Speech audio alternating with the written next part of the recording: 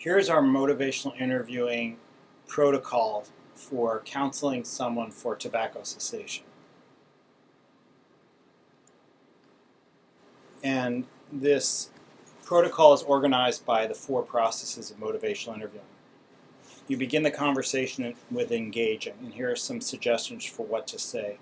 Hello, Miss Jones. My name is Nick. I'm a health coach. Your doctor, Dr. Anders, referred you for smoking. Do you have a few minutes to talk to me about that? You're then asking permission to audio record the session. Before we go further, I just wanted to ask if it's all right if I audio record our session.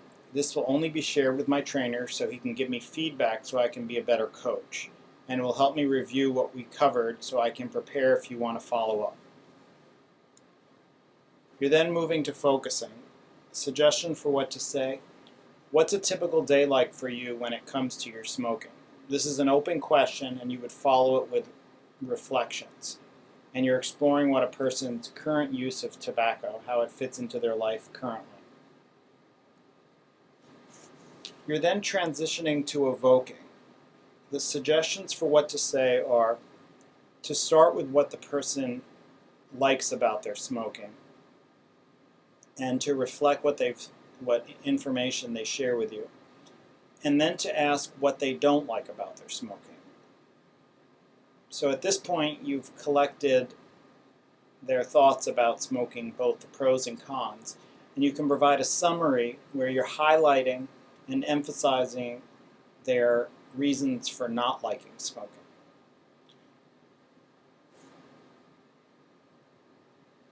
Then you're moving to evoking importance, and you're using the readiness ruler. How important is it for you to quit smoking? 1 being not at all important and 10 being extremely important. Let's say they say I'm a 5.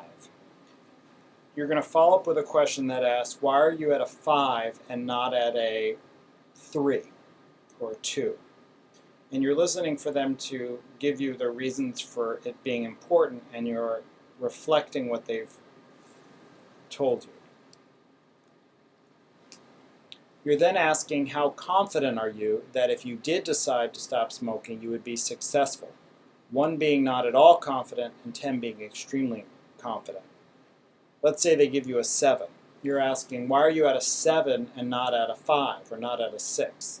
Again, this is asking them to give you their reasons for, or the reasons they have to be confident in their ability to quit smoking. Next, you're asking, if you did decide to quit, how would you go about it to be successful? So here this is like how you do your information exchange, where you're asking them what they already know about ways to be successful, and you're reflecting how they answer. You're next going to ask permission to share information, part of the elicit, provide, elicit format. This is the elicit, the first elicit.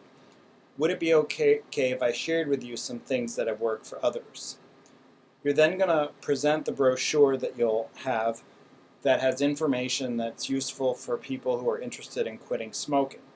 And it's useful to talk very little and just to say, here's some information, take a minute to look at it, and tell me what you think.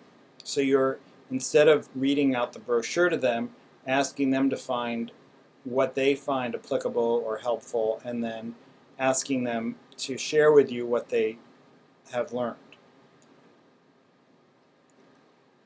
and reflecting their responses. So you're then asking, so you're asking them what they think of the brochure, and here you're transitioning to planning. So this is called a recapitulation and key question, where you sum up all of the flowers of change talk, all of the reasons and their confidence that change is possible, and asking them hypothetically what they might do. We discussed the possibility of you quitting smoking, and you said it's important to you because smoking is really expensive, and you don't like how it affects your breathing, and you wanted to avoid lung cancer, you said. You also said that you're confident you'd be able to quit if you decided to, because you were able to lose weight, or you were able to graduate from college, and so you know that when you set your mind to something, you'll be successful.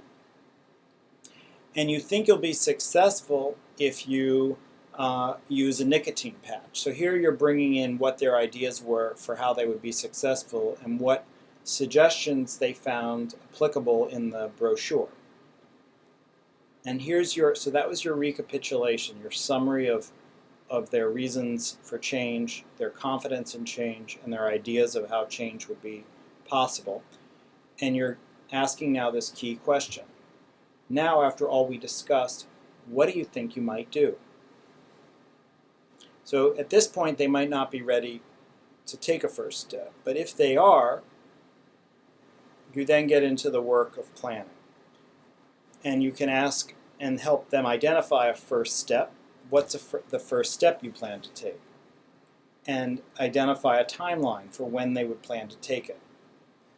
You can ask them what might get in the way of their success and what they could do to meet this challenge. And then you can arrange follow-up if they think it would be helpful. Would it be helpful to you if I called you in a week to see how it's going?